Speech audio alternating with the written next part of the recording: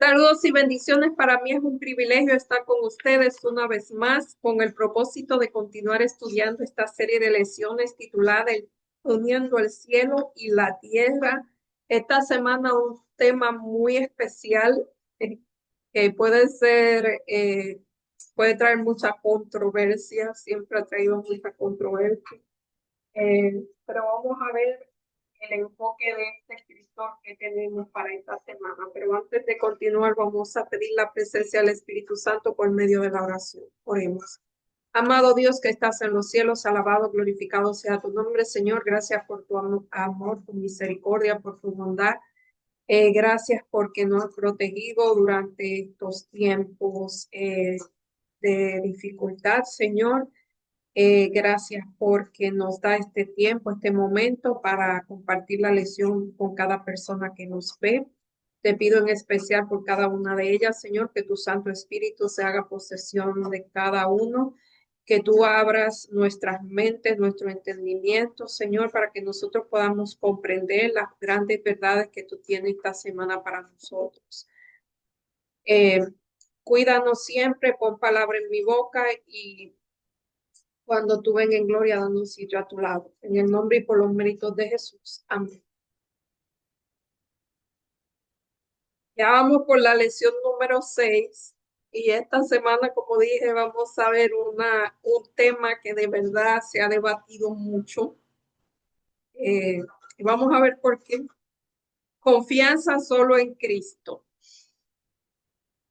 Y el versículo para memorizar, Filipenses 3:10 al 11, dice, a fin de conocer a Cristo y la virtud de su resurrección y participar de su padecimiento hasta llegar a ser semejante a él en muerte, para llegar de algún modo a la resurrección de los muertos. O sea, a fin de conocer a Cristo en virtud de su resurrección y participar de sus padecimientos hasta llegar a ser semejante en él en muerte, para un día alcanzar o llegar a la resurrección de los muertos. Y aquí dice que hay algo que nos hace desconfiar de la salvación solamente por la fe y aparte de las obras de la ley. Fíjense, esa es eh, la parte en que muchos, se resbala y se resbala mucho. Porque si es solamente por la fe, ¿para qué guardar la ley? Y si solamente si eso es uno de los razonamientos, si es solamente por la fe que hace la ley, y que hacen las obras, qué papel o qué función tiene la ley, qué función tienen las obras. Es decir, por alguna razón todos tendemos a apoyarnos en nuestras obras, eso está programado en la mente, y es de verdad es muy difícil. Yo he escuchado personas decir que sí lo comprenden, pero en la práctica pues se está apoyando en las obras, no en Cristo. Eh, Quizás razonamos que es muy débil, que como seres humanos tenemos que hacer algo. eh, la autosuficiencia entra aquí, el orgullo entra aquí, eh, la vergüenza entra aquí. Me viene a la mente cuando Adán y Eva pecaron, ¿qué fue lo que ellos hicieron? Primero se escondieron de Dios y luego tejieron para sí hojas de higuera, o sea, hicieron ropa de higuera para cubrirse, o sea, eso significaba que ellos hicieron osa, o sea, y las obras eh, obraron para tapar la vergüenza, para tapar el pecado. Siempre queremos ir ante Dios cubierto, o sea, presentando lo bueno que hemos hecho, no presentándonos como pecadores que somos, porque quizá en nuestra mente pensamos, y así no puede ser que nos hayan enseñado, que si vamos y mostramos de nuestras debilidades tal como somos, el Señor no va a castigar. Así que cogemos nuestras obras y decimos, mira, Señor, mire lo que yo hice, mira lo que mira lo que yo hice. Acéptame, no por tu sangre, sino por lo que yo hice. Eh, y en el tiempo de Pablo había un debate ahí con la circuncisión. Lo de la circuncisión, querían que los que eran generalmente los judíos, querían que lo de la incircuncisión, que eran los gentiles, tenían que circuncidarse. Y ahí había una polémica muy grande. Y entonces ellos pensaban que la circuncisión contribuía a la salvación, que para salvarse tenían eh, que circuncidarse. Y entonces Pablo deja claro que la justicia proviene de Cristo como un don que es aceptado por la fe y que no es fruto de la obediencia de la ley. Nosotros no nos podemos justificar por guardar la ley ni salvarnos por guardar la ley. Entonces, ¿para qué la guardamos? Esa sería la pregunta, ¿no? El principio que estaba detrás de la insistencia de ella como requisito de salvación, o sea, la circuncisión era una señal que Dios estableció para distinguir al pueblo de Israel de las demás naciones, no era un requisito para la salvación, ya ellos estaban salvados. Es lo mismo con la ley. La ley es porque tú eres salvado, tú guardas la ley. Eh, Eso es lo que sucede, esa es. En el tiempo de la reforma, con Martín Lutero y todos los demás reformadores, pasó algo semejante. Eh, el papel de la fe y la sobre la experiencia de un servidor de Cristo, o sea, si ustedes ven, Pablo y Martín Lutero tienen muchas cosas muy parecidas, ambos vienen de ser muy estrictos, tratando de guardar la ley y y eran intachables aguardando la ley, pero cuando conocieron lo que era la gracia, pues ellos se dieron cuenta que todo lo que ellos hacían era en vano. O sea, para salvarse, nada de lo que ellos hacían podía salvarlo. Entonces comenzaron una reforma, ambos comenzaron una reforma en su tiempo. En definitiva, Cristo lo es todo para nosotros, es el autor y perfeccionador de la fe. Si nuestra prioridad está en el lugar correcto, viviremos en la seguridad del amor de Dios y disfrutaremos de la promesa, incluso ahora de la salvación. Todo ello sin poner nuestra confianza en la carne.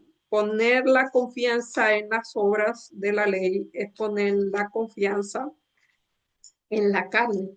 Es hacer lo mismo que hizo Adán y Eva, hacernos ropas de hojas de higuera.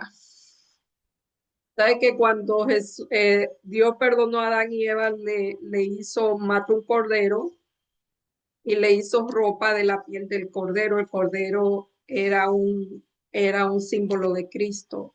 O sea, hubo que derramar sangre para que se perdonaran los pecados. Entonces él le quitó la hoja de higuera y lo cubrió con la piel del cordero, y eso significaba eso mismo.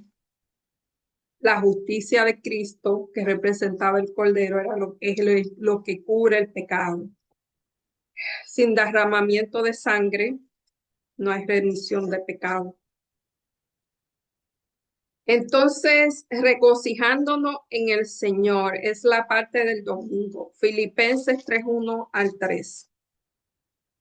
Ya vamos por el capítulo 3 y dice: por lo demás, hermano, gozaos en el Señor. A mí no me es molesto el escribirle la misma cosa, o sea, el escribirle la misma cosa una y otra vez. Y para vosotros es seguro, en la repetición está el aprendizaje. Guardado de los perros, esto puede sonar ofensivo hoy en día.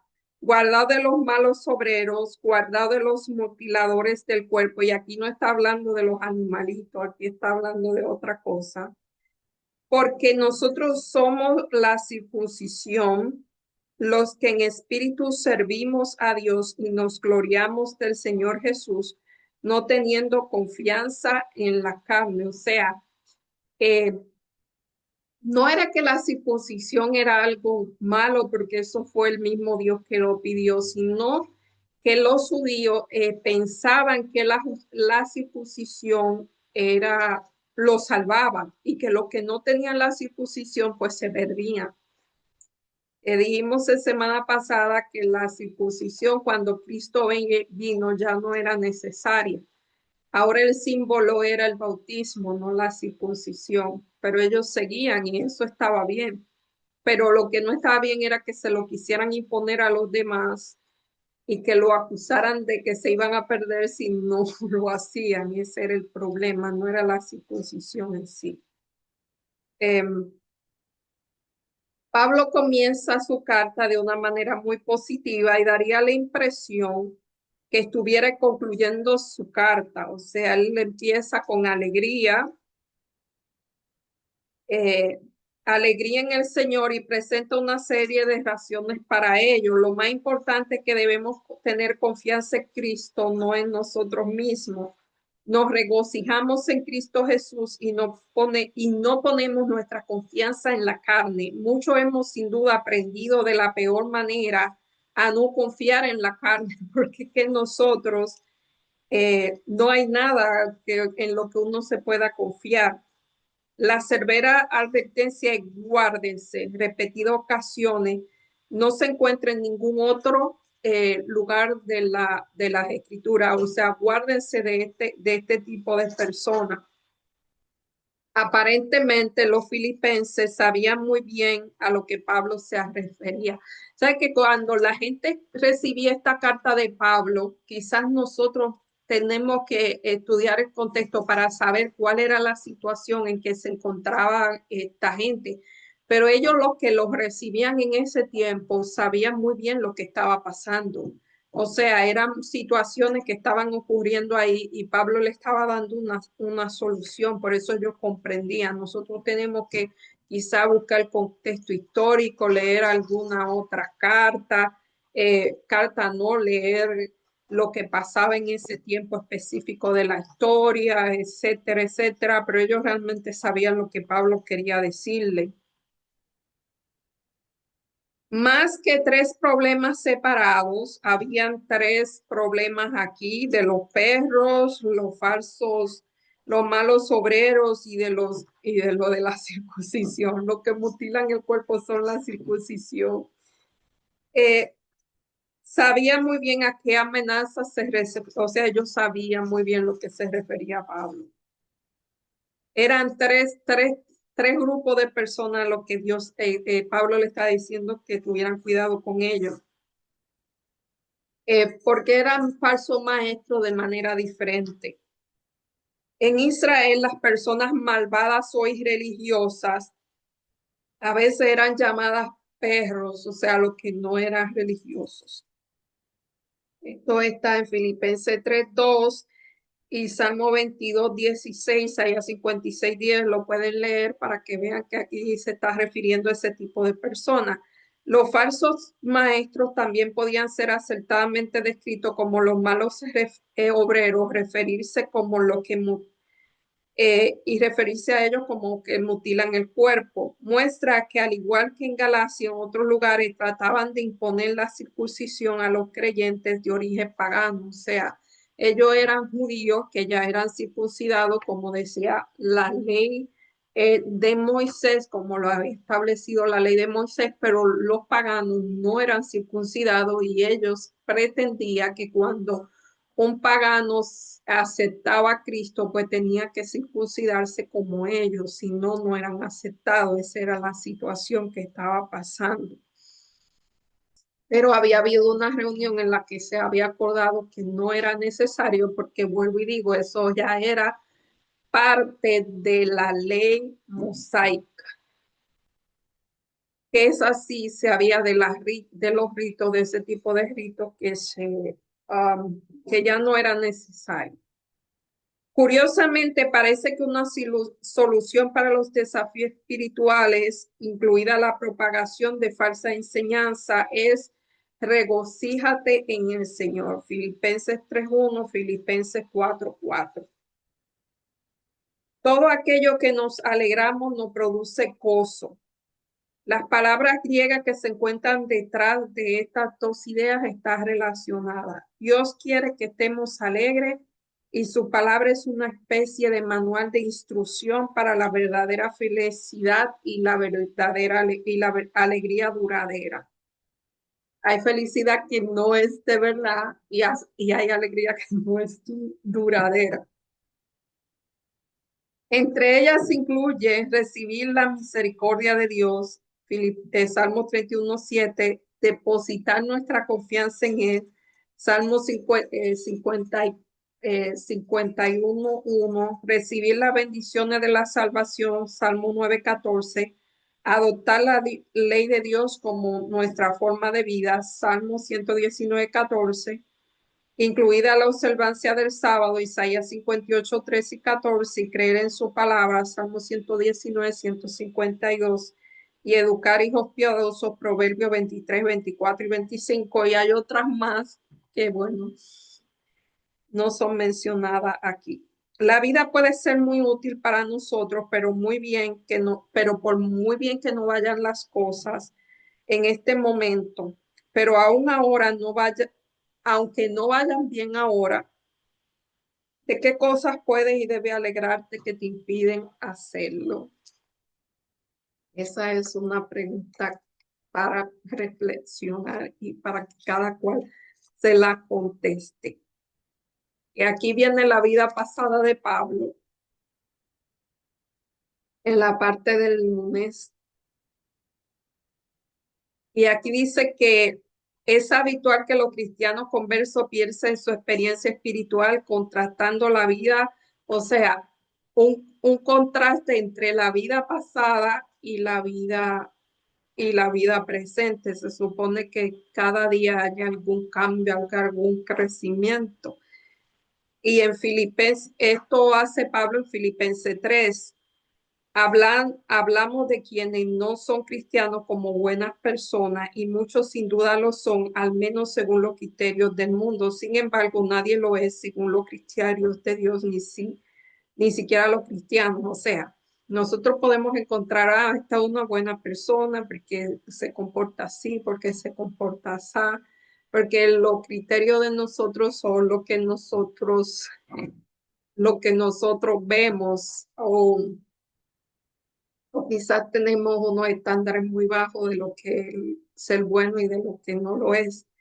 Pero según los criterios de Dios, nadie es bueno en esta tierra. Fíjense que leímos la semana pasada que cuando el joven rico fue donde Jesús y le dijo que él era el maestro bueno, Jesús le dijo que no, que nadie era bueno, solo Dios.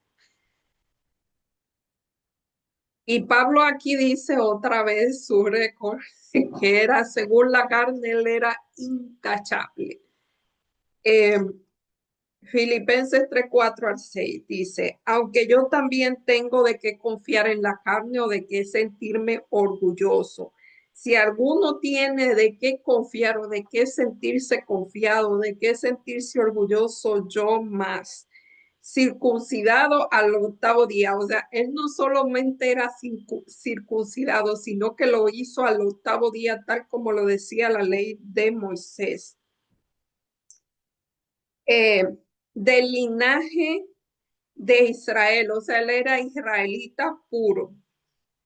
En cuanto a la justicia que es la ley, él guardaba la ley de manera irreprensible. Él decía que ayunaba, hacía todos los ayunos que había que hacer, hacía todos los ritos que había que hacer. Pablo era irreprensible, intachable según la ley de Moisés.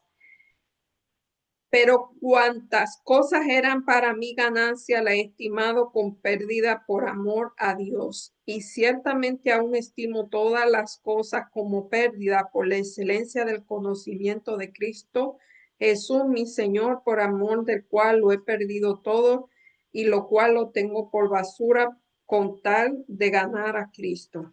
Es 4 al 6, yo leí 2 que no era. Eh, yo volé esto, me volé, no lo leí bien. O sea, circuncidado al octavo día, como lo decía la ley de Moisés, del linaje de Israel, de la tribu de Benjamín, hebreos de hebreos, o sea, él era puro.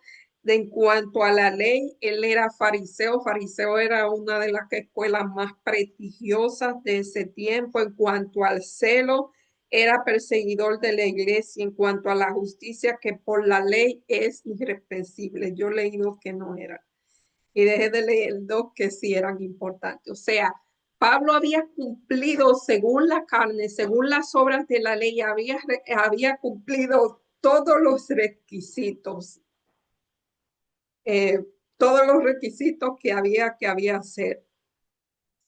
Pablo con esta, y esas cosas eran buenas porque esas cosas, o sea, estaban escritas, o sea, que eso era parte. Eh, Pablo establece un contraste implícito entre los creyentes de origen judío, eran los judíos que estaban infundiendo esa falsa doctrina y los creyentes incircuncisos que confiaban plenamente en Cristo para la salvación y no ponían sus obras meramente en las obras humanas como la circuncisión porque ellos no eran circuncidados. O sea, ellos tenían que confiar en Cristo porque ellos no eran circuncidados. Aunque la vida pasada, Pablo cuenta esas cosas que eran buenas, como su vida pasada, él también confiaba en esas cosas para su salvación. O sea, la vida de Pablo era supremamente impresionante ante los judíos, porque él cumplía con todos los requisitos según la carne. Dice, aunque la vida pasada de Pablo y su linaje habían sido bastante impresionantes para sus compatriotas judíos, ninguna de estas cosas había contribuido a su salvación. Eso es lo claro que hay que tener, que ninguna de esas cosas pueden salvar. De hecho, le habían obstaculizado porque lo cegaron durante un tiempo acerca de la necesidad de Cristo. Como yo dije, como yo he dicho en tiempos anteriores, a veces cuando una persona tiene el suficiente dominio propio para hacer todas esas cosas, no necesita de Cristo si ya la está haciendo. Es más, se presenta ante Cristo y le dice, mira, Señor, lo bueno que yo soy. Mira, Señor, lo bien que yo hago las cosas. O sea, Él quiere que Cristo lo acepte por lo bien que hace las cosas y le diga, bien hecho, hijo, qué lindo, qué bien está haciendo. Versus una persona que no tiene esas cosas y necesitan pararse en Cristo para que Cristo haga esas mismas cosas, pero sea Él obrando en la persona. Entonces las cosas son diferentes. Eh, o sea, él era circuncidado, como dije, al mismo tiempo, era israelita de nacimiento, pertenecía al pueblo del pacto, era de las ciudades más importantes de Israel. Pablo no solo era hebreo, sino que también como fariseo y era alumno de Gamaliel, o sea, eso era intachable. Gamaliel era uno de los maestros más conocidos en esa época. Eh, y él era alumno de Gamaliel. Hebreos 22, 3, 26, 4 a 5. Estaba, o sea, él conocía la ley de atrás para adelante y de adelante para atrás. Y como debía ser aplicada en cada situación. Él se conocía todo, al menos según la tradición. O sea, el de conocimiento estaba nítido. Y él era tan celoso que su celo lo llevaba a perseguir a los que no eran como él, a los que no pensaban como él. Una amenaza para el estilo de vida judío que según prescribía la ley. Curiosamente, aunque irreprensible en términos de justicias humanas, de origen humano, ante lo humano él era irreprensible ante Dios. En cuanto a la ley, en realidad mucho más profunda y exigente de lo que se podía imaginar y de que sin Cristo estaba condenado ante ella. O sea, Pablo ante los hombres era irreprochable, pero había una ley que es más estricta que esa, necesitamos que sea Cristo que la guarde en nosotros. Según esa ley, él era. El problema de los que son irreprochables con esa ley es que persigan a los que no son como ellos, rechazan a los que no son como ellos, le falta compasión. Eso es lo que le pasa a los que guardan la ley sin Cristo, que le falta compasión, que le falta misericordia porque ellos no han experimentado lo que es la misericordia y lo que es la compasión, porque todo lo han hecho por su propio esfuerzo. Y sí es posible hacerlo. Sí es posible hacer toda esa cosa en apariencia sin Cristo. Pablo lo hizo y muchísimos otros más. El asunto es preguntarnos cómo lo hacemos nosotros por nuestro propio esfuerzo, por el dominio propio o porque Cristo lo hace en nosotros. Yo le he mencionado a la escuela griega los estoicos. Ahí están los estoicos. eh, hay tres, hay tres maestros que son, o sea, que son los más conocidos y esta gente realmente, ellos eran Séneca, Epiteto, Marco Aurelio, Zenón.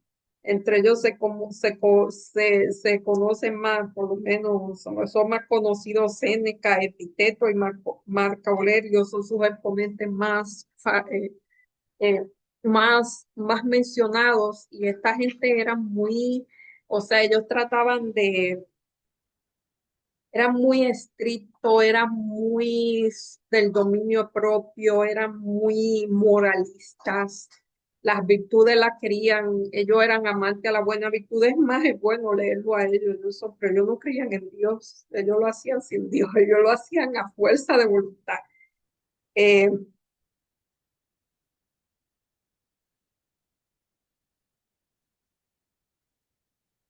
y eso era lo que le pasaba eso era lo que le pasaba a Pablo hasta que él se convirtió. Estoy buscando el versículo que debí buscarlo y ahora que estoy aquí con Pablo, porque al que obra se le cuenta como salario, pero al que no obra según la carne se le cuenta eh, como, o sea, se le cuenta como gracia. Ajá, pero al que obra no se le cuenta el salario como gracia, sino como deuda, o sea, tú trabajas y se te paga por lo que tú hiciste. Tú haces la cosa por el dominio propio, por tu propia voluntad, por tu propia constancia, por tu propio mérito. Entonces se te paga un salario. Por eso lo que cuando Jesús vino en la parábola, hay unos que le dicen, pero nosotros, Señor, hicimos esto, hicimos lo otro, hicimos tal cosa. O sea, están cobrando lo que ellos hicieron. O sea, no se le cuenta como gracia, sino como deuda. Más el que no obra, si no cree que él justifica al impío, su fe le contada por justicia. Está en Romanos 4:4. O sea, el que obra, el salario le es contado como deuda, pero el que no obra, el salario que se le da es como gracia. Esa es la diferencia.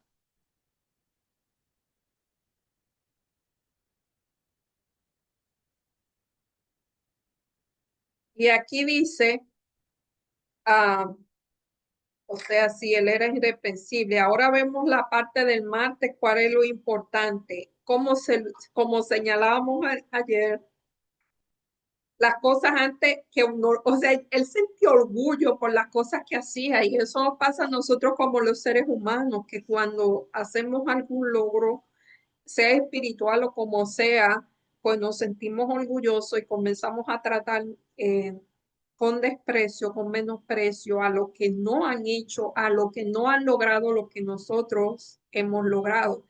Y entonces ahí no hay nada.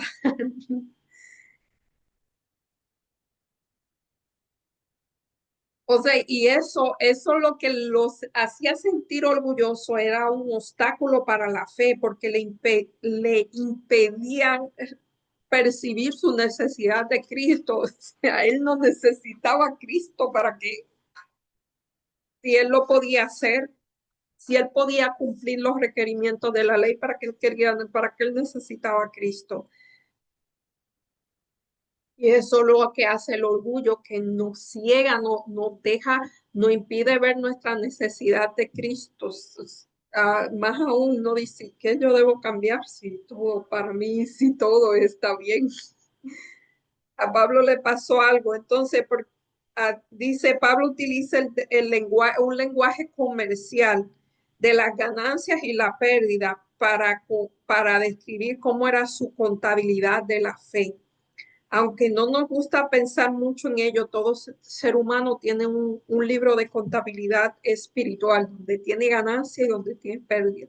Y a veces lo que nosotros creemos que son ganancias son pérdidas y lo que creemos que es pérdida son ganancias porque la contabilidad del cielo es diferente a la nuestra, es contraria a la nuestra. Cuando nosotros creemos muchas veces que humanamente estamos perdiendo, en el cielo estamos ganando. Eh, y cuando creemos que estamos ganando, realmente estamos perdiendo. Eso le pasaba a Pablo, que cuando él hacía todas estas cosas, como él tenía todo ese récord imperfecto, él pensaba que estaba ganando, pero cuando perdió esas cosas, ahí fue que le tuvo ganancia, ahí fue que le tuvo realmente ganancia. Dice, antes el libro de contabilidad de Pablo se medía en los valores judíos de la época y no por los valores bíblicos, tal como Jesús enseñó. Después de su conversión, su libro de contabilidad espiritual tuvo un aspecto muy diferente porque su escala de valores cambió. Ya lo que él percibía como ganancia, él decía que el morir era su vivir, era Cristo y su morir era ganancia.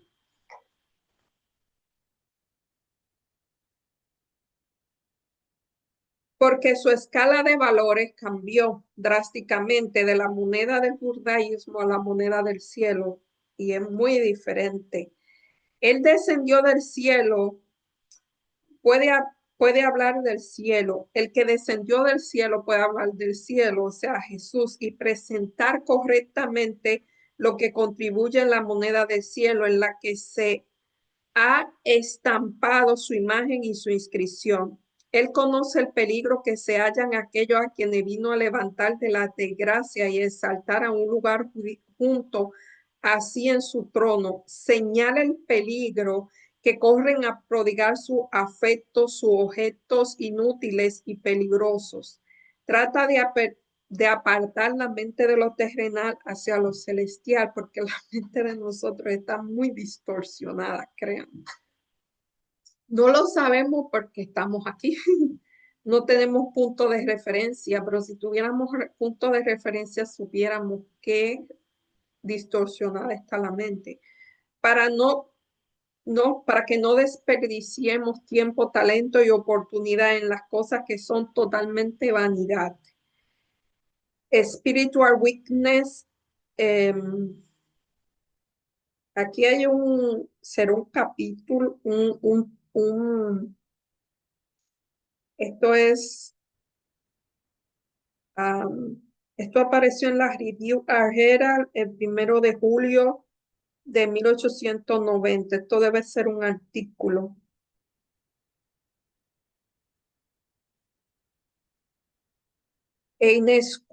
inexcusable debilidad espiritual, así se podría traducir. Pablo había sido una estrella de rápido ascenso. Pablo, o sea, Pablo era un virtuoso, fue acogido muy bien entre los fariseos. Eh, Él era muy conocedor del judaísmo. El primer siglo hasta que quedar ciego cuando vio al camino a Damasco, vio la gloria de Dios. Y fíjense que su vista física él quedó ciego por su vista física, pero su vista espiritual fue aclarada. Quizá por eso, bueno, no voy a decir nada, pero él comenzó, cuando quedó ciego físicamente, espiritualmente, él comenzó a ver. Paradójico, ¿no? Pero muchas veces pasa así. Juan 9 cuenta la historia de otro hombre que era ciego y luego vio a Jesús con claridad. Jesús dijo que había en el mundo, que había venido al mundo para que los que no vean vean y los que creen que lo que creen vean sean cegados. O sea, eso fue lo que yo le leí hace un tiempo y yo dije que era Jeremías, pero es Isaías 6. En Isaías 6 hay como un tipo de profecía que se cumplió cuando Jesús vino, que dice, engruesa el corazón de este pueblo, es Isaías 6:10, engruesa el corazón de este pueblo y agrava sus oídos y ciega sus ojos, para que no vean con sus ojos, ni oigan con sus oídos, ni su corazón entienda, ni se convierta y haya para él sanidad. O sea que los oídos y los ojos se iban a engrosar para que viendo no vieran y oyendo no oyeran.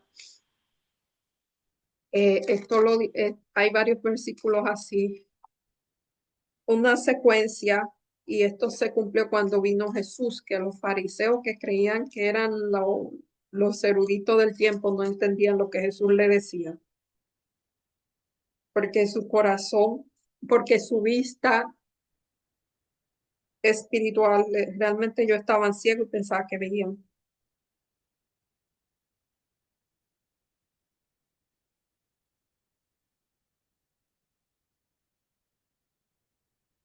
Juan 9:39. Y dijo, para juicio he venido yo a este mundo para que los que no vean, vean, y los que ven sean cegados. O sea, los que creen que ven sean cegados y para los que no vean, vean. Puede haber algo más valioso que la vida eterna y en la tierra nueva. Sin embargo, los valores mundanos ciegan a muchos para no ver esta realidad. Hay una competencia inherente. Eso sí es inherente en el ser humano, la rivalidad y la competencia entre las cosas que valoran aquí. O sea, hay una competencia en lo que se valora de este mundo y lo que se valora en el cielo. El mundo puede cegarnos a las verdades espirituales. El hombre de este mundo ha cegado el entendimiento para que viendo no vean, oyendo no oigan.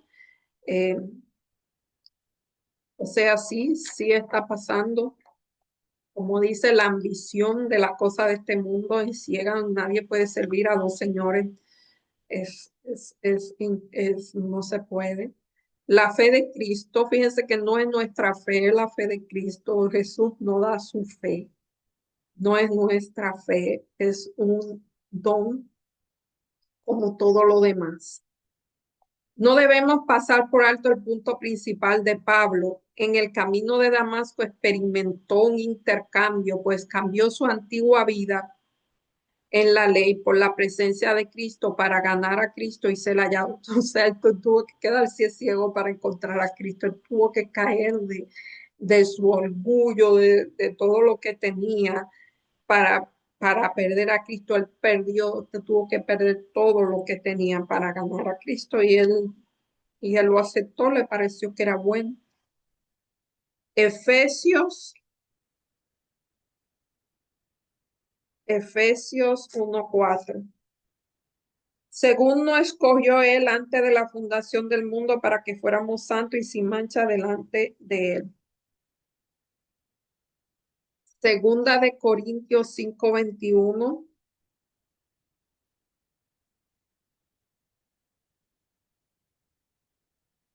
Al que no conoció pecado por nosotros, lo hizo pecado para que nosotros fuéramos hechos justicia en él. O sea, Dios se hizo pecado para que nosotros fuéramos justicia en él.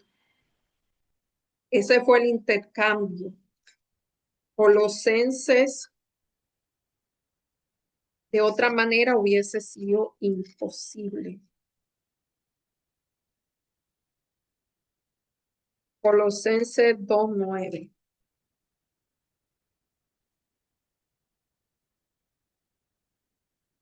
Porque el que habita corporalmente toda plenitud, porque en él habita corporalmente toda la plenitud de la deidad. Eso se está refiriendo a Jesús. O sea, Jesús era Dios, Jesús no era un humano, Jesús se convirtió en humano. Y el clásico, Gálatas 2:20. Con Cristo estoy justamente crucificado, ya no vivo yo, mas Cristo vive en mí. Y lo que vivo ahora en la carne, lo vivo en la fe de el Hijo de Dios, el cual me amó y se entregó a sí mismo por mí. Así se puede guardar la ley cuando Cristo vive en nosotros y pone su vida en lugar de la nuestra. Zacarías 3. Cuando Jesús vino, el sumo sacerdote Josué estaba siendo acusado por el enemigo. Y, o sea, eso es una ilustración, quizá a él le ocurrió de verdad. Y el ángel, Dios le dijo al ángel que quitara su ropa y le pusiera mitra limpia, que era la justicia de Cristo, y ya no podía ser más acusado. La referencia de Pablo al hecho de estar en Cristo ha sido ampliamente debatida. No es sorprendente que quizás la mejor explicación provenga del propio Pablo, para que, llegado el tiempo, reuniera en él bajo una sola cabeza todo lo que está en el cielo y todo lo que está en la tierra. Efesios 1:10. Ese ha sido el propósito de Dios desde el principio. Pablo aclara cómo sucede. Ustedes están en Cristo Jesús, quien no fue hecho por Dios, quien fue hecho por Dios sabiduría, justicia, santificación y redención. Corintios 1:30. Estar en Cristo abarca todo lo que comprende el plan de salvación, desde el amanecer de nuestra inteligencia espiritual llamada sabiduría, pasando por la justificación por la fe, justicia y la preparación para el cielo, santificación, hasta que finalmente la glorificación de la segunda venida, redención. La salvación es obra de Cristo de principio a fin. No hay algo que nosotros podamos hacer. Nosotros sí cooperamos en la parte de la santificación, la preparación del cielo, que tenemos que rendir nuestra voluntad. Eh, ay, espera.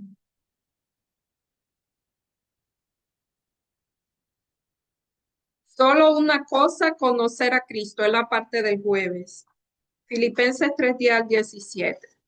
¿Cuáles son algunos de los puntos principales que Pablo destaca en este mensaje? No hay nada más importante que conocer a Cristo. Vamos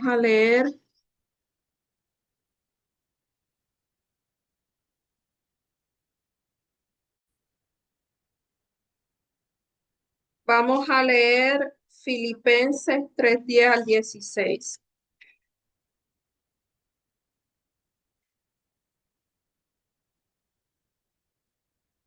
A fin de conocerle y poder de su resurrección y la participación de sus padecimientos, llegando a ser semejante a él en su muerte. Si alguna manera llegase a la resurrección de entre los muertos, no que haya alcanzado ya ni que ya sea perfecto, sino que prosigo a ver si logro hacer aquello que fui ha sido en Cristo. Hermanos, yo mismo no pretendo haberlo alcanzado todo, pero una cosa hago, olvidando ciertamente lo que queda atrás y extendiéndome a lo que está delante, prosigo a la meta, al premio llamamiento. Fíjense que Pablo aquí menciona la vida cristiana como o sea, se va escalón por escalón, es un continuo progresar. Eh,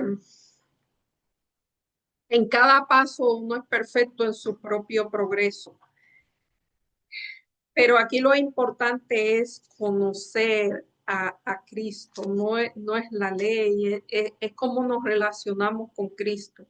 Cuando uno se relaciona con Cristo, pues vamos a decir que lo de guardar la ley comienza automáticamente, se comienza a dar automáticamente, es un fruto de la relación de Dios con el ser humano. Mientras mejor sea esa relación, más fácil será guardar la ley. A través de su palabra escrita, leyéndola y poniéndola en práctica, no podemos conocerlo cara a cara como los discípulos, a pesar de lo cual mire, los discípulos lo conocieron cara a cara y ellos no entendían lo que Jesús le decía, hasta que él se fue y el Espíritu Santo vino y lo hizo comprender lo que Jesús le había dicho. Y ahí comenzaron sus ojos espirituales, comenzaron a abrirse y comenzaron a entender todo lo que le habían dicho. Esto subraya nuestra necesidad del que el Espíritu Santo nos dirija, no solamente es conocer intelectualmente a Cristo, sino que el Espíritu Santo nos dé el discernimiento, abra nuestros ojos espirituales para que nosotros podamos entender. Cuando más lo conocemos, más nos acercamos a Él, más lo experimentamos, la virtud de su resurrección que nos eleva a una nueva vida y esas virtudes van a comenzar a aparecer en nosotros. Otra forma de acercarnos a Jesús es participar de su padecimiento.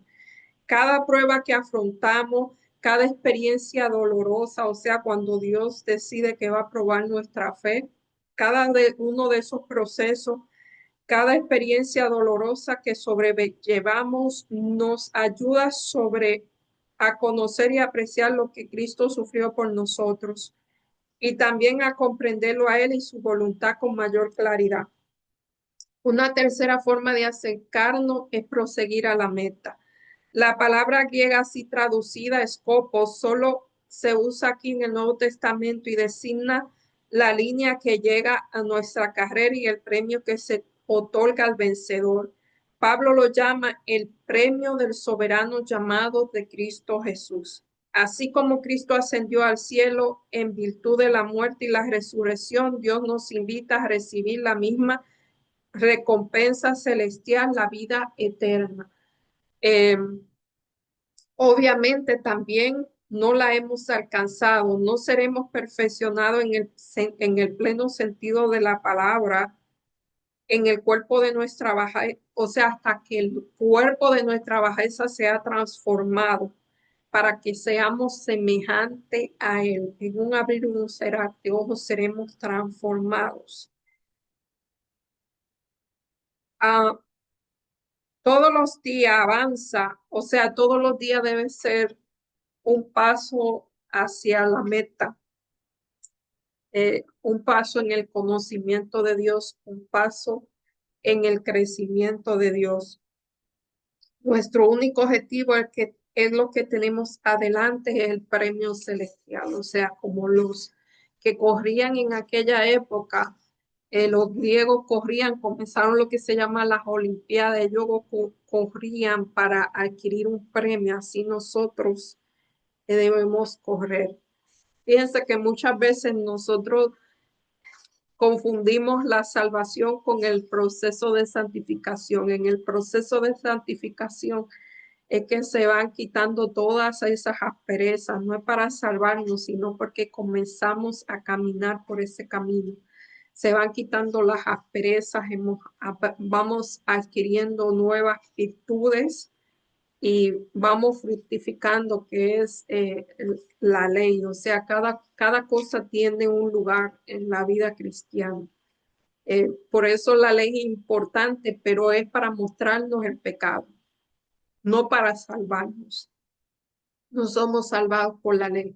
Las obras son importantes porque las obras dan testimonio de nuestra relación con Dios, porque son frutos, las que son verdaderas, porque hay que no son verdaderas. Eh, las obras genuinas son el fruto de la relación con Dios también. Eh, o sea que muchas cosas son el fruto ya de la salvación y de una relación con Dios. No es lo que nos da la salvación. Ese es el problema, que cada cosa tiene un lugar y a veces nosotros lo cambiamos de lugar. El que desea adquirir un carácter fuerte y armónico, el que desea ser un cristiano equilibrado, debe darlo todo a Cristo y hacerlo todo por él, porque el redentor no aceptará un servicio a medias. Debe aprender cada día el significado de su misión propia, su misión a Dios, no su misión a otra persona. El que se somete a otra persona tiene un problema porque le está dando un lugar a Dios que solamente Dios puede tener. Pero si usted se somete a Cristo, se va a someter a lo que esté bien, no se va a someter a cualquier persona. Imagínense, someterse a un dictador o a una persona que lo que te va a hacer daño, pues esa cosa no va. Y yo lo aclaro porque a veces se confunde, aunque a algunas personas sea muy claro, para las otras no son así. Debe aprender cada día el significado de la sumisión propia. Debe estudiar la palabra de Dios para aprender su significado y obedecer sus preceptos. Debe de ese modo alcanzar las normas de la excelencia cristiana. Día a día trabaja con él. Aquí lo dice, trabaja con él, coopera con él. Pon tu voluntad al servicio de él. Ese es el trabajo que hacemos. Poner nuestra voluntad o responder a ese llamado que Dios nos hace cada día para perfeccionar el carácter que será capaz de resistir en el mundo en el momento de la prueba final. Y día tras día el creyente hace ante hombres y ángeles un experimento sublime que demuestra lo que el Evangelio puede hacer en favor de los seres humanos caídos. Esto está en Hechos de los Apóstoles en la página 398 y 399. Quienes esperan la venida de Cristo o del novio deben decir al pueblo, vean aquí a su Dios, los últimos rayos de luz misericordiosa, el último mensaje de clemencia que debe darse al mundo en una revelación de su carácter, de su amor. Los hijos de Dios deben manifestar su gloria en su vida y su carácter debe revelar lo que la gracia de Dios ha hecho por ellos. La luz del sol de justicia debe brillar en buenas obras, en palabra de verdad y en hechos de santidad. Palabra de vida de Gran Maestro, la página 342. Es muy interesante esta lección. Disculpen que leí mucho esta vez. Eh, pero realmente, mayormente esta lección se puede resumir en eso. Pablo, él comprendió de primera mano, al igual que Martín Lutero, que no eran por las obras, porque Pablo llegó al momento cuando iba, o sea, cuando Dios lo encontró camino a Damasco. Martín Lutero, cuando estaba subiendo las escaleras allí de que las escaleras que subió Jesús para encontrarse con Pilato, él se dio cuenta que todo lo que él estaba haciendo era de verdad, no era suficiente. Él se vio como era, no era suficiente. Él se dio cuenta que sus obras de justicia era como dice Isaías, eran trapos de inmundicia, de nada servían porque venían de un corazón egoísta por naturaleza. Así que eso fue lo que pasó. Estos dos hombres tuvieron una conversión parecida y se dieron cuenta de cómo era el ser humano en realidad, de su orgullo. O sea, que sus obras lo que hacen es que lo ciegan más porque le causan orgullo y comienzan a despreciar a los demás, comienzan a menospreciar a los demás. Eh, no tienen compasión, son personas muy duras, eh, porque todo lo ganan con su esfuerzo. Eso es lo que sucede. Cuando el Espíritu Santo está con la persona siente compasión por el que es pecador, porque ellos se saben pecadores también. Eso es lo que sucede. Bueno, yo hasta aquí me despido, deseándole que tengan una hermosa semana y que el Señor le bendiga. Oremos. Amado Dios que estás en los cielos, alabado y glorificado sea tu nombre, Señor. Ayúdanos a abrir nuestros ojos espirituales para que cada día nosotros podamos ver nuestra necesidad de ti. Ayúdanos, Señor, a que los frutos del Espíritu puedan fructificar en nosotros, podamos crecer en paciencia, en humildad, en compasión, Señor, podamos perseverar en ti, podamos confiar en ti, no en nosotros, Señor, y podemos cada día rendir nuestra voluntad a ti y a tu voluntad. Bendice a cada persona que nos ve, súplele cada una de sus necesidades. Tú sabes cuáles son mejores que yo, de cualquier índole, Señor, y que ellos puedan ver tu presencia en esta semana guiándolos a través de la misma. Todo te lo pedimos en el nombre y por los méritos de Jesús. Amén. Bye, hasta la próxima semana, si Dios así lo permite.